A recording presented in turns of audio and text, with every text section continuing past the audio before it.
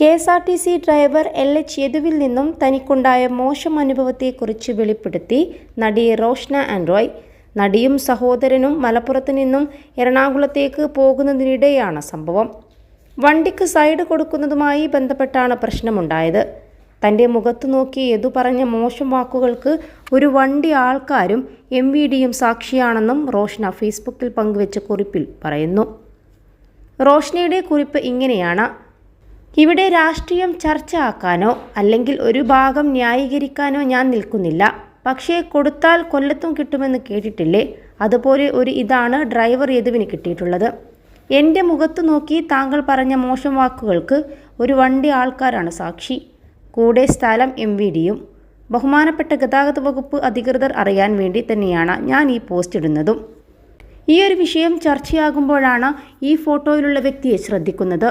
Mayor Arya രാജേന്ദ്രനും KSRTC driver യദുവുമായുള്ള പ്രശ്നങ്ങൾ ഇപ്പോൾ എല്ലാവരും വീഡിയോയിൽ കണ്ടിട്ടുണ്ടാകും. എനിക്ക് പറയാനുണ്ട് ചില കാര്യങ്ങൾ. മലപ്പുറത്ത് നിന്ന് എറണാകുളത്തേക്ക് ഡ്രൈവ് ചെയ്തു പോവുകയായിരുന്ന ഞാനും എൻ്റെ സഹോദരനും. കുന്നംകുളം റൂട്ടിൽ അറ്റകുറ്റപ്പണികളായിരുന്നതുകൊണ്ട് ഒരു വണ്ടിക്ക് ജസ്റ്റ് പോകാനുള്ള വഴിയേ ഉണ്ടായിരുന്നുള്ളൂ. സ്ലോ മൂവിംഗ് ആയിരുന്നു ഓൾറെഡി ഈ KSRTC ബസ്. വളരെ വേഗത്തിൽ പല വണ്ടികളെയും മറികടന്നെത്തുകയും എൻ്റെ വണ്ടിക്ക് പുറകിൽ കിടന്ന് ഹോൺ മുഴക്കിക്കൊണ്ടിരിക്കുകയും ചെയ്തു. പോകാൻ സൈഡ് കൊടുക്കാൻ പോലും സൈഡുണ്ടായിരുന്നില്ല. എന്നിട്ടും ഇയാൾ ഇടിച്ചില്ല എന്ന മട്ടിൽ വണ്ടിയെടുത്ത് മുന്നോട്ട് പോയി. ഞാൻ വണ്ടി നിർത്തി സൈഡാക്കിയെങ്കിലും സ്ലോ മൂവിംഗ് ആയ ഏരിയ ആയതുകൊണ്ട് വീണ്ടും ഈ KSRTC പുറകിൽ തന്നെ എത്തി. ഒരു രീതിയിലും സൈഡില്ലാത്ത ഏരിയ. അപകട മേഖല പതുക്കെ പോകുക എന്ന വാർണിംഗ് ബോർഡ് എല്ലാമുണ്ടായിട്ടും ഇങ്ങനെ തന്നെയാണ് KSRTC ബസ്സുകാർ. ഞാനും വാശിയായി. അദ്ദേഹം എൻ്റെ പുറകിൽ കിടന്ന് ഹോൺ മുഴക്കിയപ്പോലും ഞാൻ നല്ല രീതിയിൽ ഹോൺ അടിച്ചു. വെരി ഫാസ്റ്റ്ലി എനിക്ക് റിപ്ലൈ കിട്ടി. അദ്ദേഹം നടുറോഡിൽ വണ്ടി നിർത്തി അത്രയും യാത്രക്കാരുണ്ടായിരിക്കെ റോക്കി ബോയ് കളിക്കാൻ ഇറങ്ങി വന്നു. അയാൾ വളരെ മോശമായി തന്നെയാണ് സംസാരിച്ചതും. ഒരു സ്ത്രീയാണെന്നുള്ള യാതൊരു പരിഗണനയുമില്ലാതെ ഇതുപോലെ തന്നെ വെറും മോശമായ വാക്കുകൾ എന്നോട് അയാൾ പറഞ്ഞു. ഷോ കാണിച്ച് അയാൾ വണ്ടിയെടുത്തു പോവുകയാണ് ഉണ്ടായത്. ഞങ്ങൾക്ക് ഇയാൾ സംസാരിച്ചതിൻ്റെ അമർഷം കുറച്ചൊന്നുമായിരുന്നില്ല. KSRTC കുറച്ച് കഴിഞ്ഞപ്പോൾ ആളുകളെ കയറ്റാൻ സൈഡാക്കി. ഞങ്ങൾ മുന്നോട്ട് പോരുകയും ചെയ്തു. അപ്പോഴാണ് MVDയെ കണ്ടത്.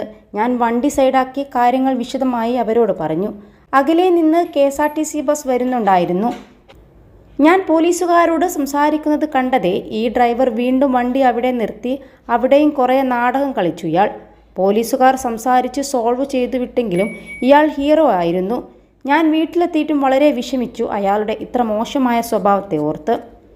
തിരുവനന്തപുരം വണ്ടിയായതുകൊണ്ട് ഞാൻ അവിടെ ജോലി ചെയ്യുന്ന ഒരു ഡ്രൈവറോട് കാര്യങ്ങൾ സംസാരിച്ചപ്പോൾ KSRTC ബസ്സിന് പുറകിൽ ഒരു നമ്പറുണ്ട്, അവിടേക്ക് വിളിച്ചു പരാതി കൊടുക്കാൻ പറഞ്ഞു. ഞാൻ ആ ബസ്സിൻ്റെ ഫോട്ടോ എടുത്ത് വെച്ചിരുന്നു. അത് വെച്ച് നമ്പർ നോക്കിയപ്പോൾ അങ്ങനെയൊരു നമ്പർ നിലവിലില്ല. ഇയാൾക്കിപ്പോൾ ഇങ്ങനെ ഒരു കേസ് വന്നത് സഹായകമായി.